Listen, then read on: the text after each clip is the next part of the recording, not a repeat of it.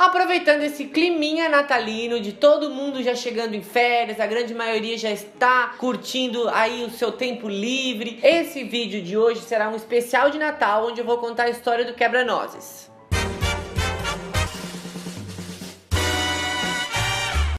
A história do quebra-nozes foi escrita por um alemão, Wolfman, em 1816 e foi traduzida por um francês chamado Dumas, que deu popularidade a essa história. Esse conto natalino fala sobre a Clara, que é a filha de um presidente que está dando uma festa. Quando a academia decidiu montar um balé sobre este conto natalino, eles convidaram Tchaikovsky para escrever a música. E ele, na época, ele não ficou nem um pouco empolgado. E pelo que eu consegui entender, ele até relutou um pouquinho para escrever essa história. Acabou que depois de um tempo ele cedeu e acabou escrevendo essa música. Acredito que por dinheiro mesmo.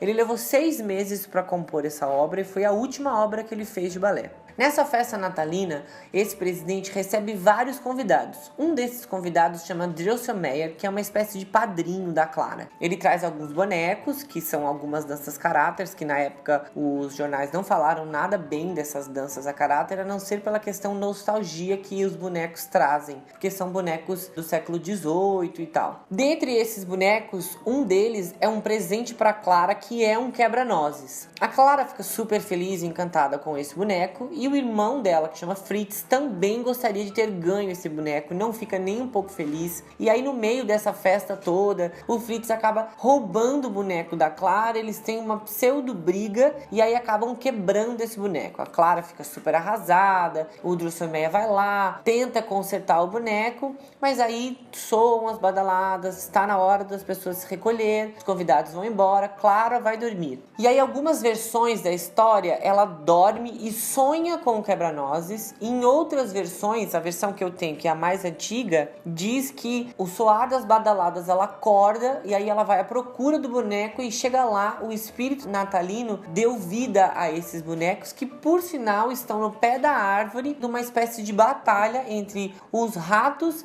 e os soldadinhos de chumbo, e aí ela acaba se envolvendo ao lado do quebra-nozes nessa batalha e ajudando ele a derrotar o rei dos ratos. Esse ato nobre de ajudar o quebra-nozes, de se envolver nessa causa, faz com que o quebra-nozes tome a forma de um menino novamente. E aí tem algumas versões que rolam um prólogo em que, na verdade, desde o começo, o quebra-nozes era um soldado que foi enfeitiçado por uma bruxa. E esse Drosselmeyer, esse padrinho, ele sabia de tudo isso e deu o boneco para Clara, meio que de propósito, sabendo que ela poderia salvá-lo. Mas isso são algumas versões. Nessa versão mais antiga que eu tenho, ele acaba tomando vida graças à atitude da Clara de ter ajudado ele na discussão com os ratos. Agora esse boneco, transformado num menino, ele convida a Clara para ir visitar o Reino dos Doces. E no caminho do mundo dos doces, eles acabam passando pelo topo dessa árvore, onde tem uma tempestade de neve, onde eles encontram os flocos de neve, rola aquela cena maravilhosa. Inclusive, uma das coisas que os jornais da época falaram muito bem foi dessa cena muito bonita, onde caíam os flocos de neve, e o bailado em si, que não foi tão aclamado, porque, na verdade, quem deveria ter coreografado esse balé era Petipa, mas ele já estava muito doente, então ele não conseguiu concluir. Quem coreografou o balé foi Ivanov, que era o braço direito do Petipa na época. As críticas também escreveram que o balé era um pouco infantil, porque como o enredo se trata em volta da Clara, que é uma menina,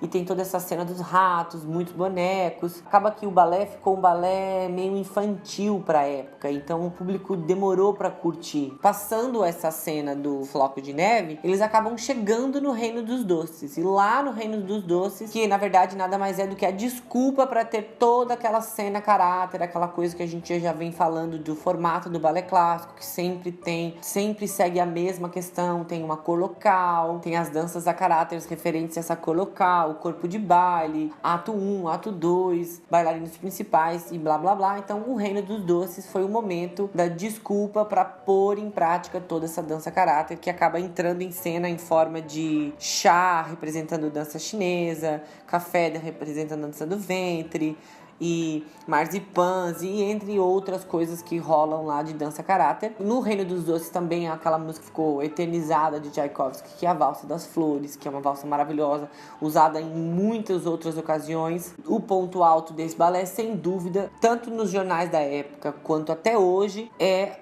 o momento do padedê do Rei do Doce, a Fada Açucarada, que é o momento alto, que é aquela música maravilhosa, que todo mundo ama de paixão. Na minha opinião, o padedê em si é a música de padedê mais linda que a gente tem, e a variação da Fada Açucarada, super famosa, e aí acaba que eles finalizam essa visita ao Reino dos Doces. Em algumas versões ela acaba acordando na casa dela, outras versões o Quebra-Nozes acaba deixando ela em casa, mas na grande maioria das versões que a gente consegue ver, ela acaba despertando desse sonho e acaba encontrando o Quebra-Nozes simplesmente consertado, e acaba que, será que aconteceu ou não? Isso fica meio subentendido. No meu libreto, simplesmente o bailado termina com todo mundo dançando no final e ela nesse Reino dos Doces, não voltando mais para a vida real.